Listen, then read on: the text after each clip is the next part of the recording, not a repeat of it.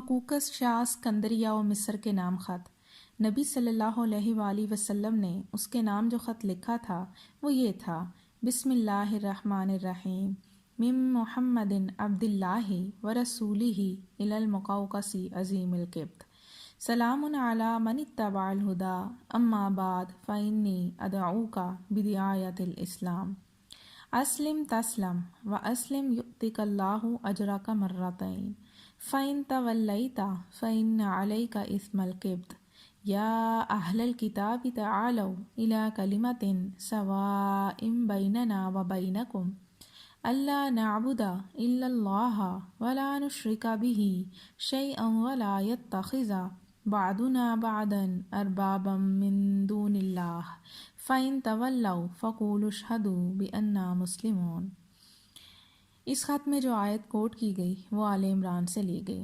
اللہ کے بندے اور اس کے رسول محمد کی طرف سے مقوقس سربراہ قبط کی جانب، اس پر سلام جو ہدایت کی پیروی کرے۔ اما بعد، میں تمہیں اسلام کی دعوت دیتا ہوں، اسلام لاؤ سلامت رہو گے، اسلام لاؤ اللہ تمہیں دوہرا اجر دے گا، لیکن اگر تم نے منہ موڑا تو تم پر اہل قبط کا بھی گناہ ہوگا۔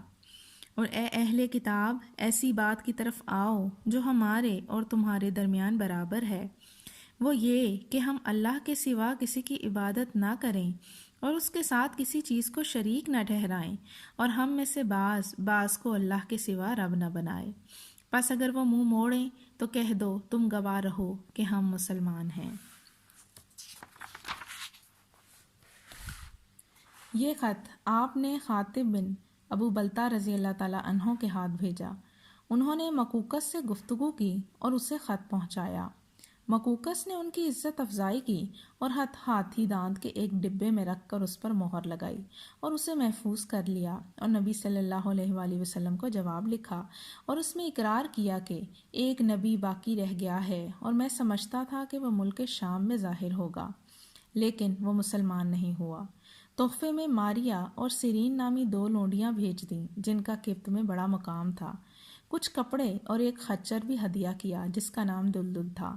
نبی صلی اللہ علیہ وآلہ وسلم نے ماریا کو اپنے لیے اور دلدل کو اپنی سواری کے لیے منتخب فرمایا اور سیرین کو حضرت حسان بن ثابت رضی اللہ تعالیٰ عنہ کے لیے ہبہ کر دیا۔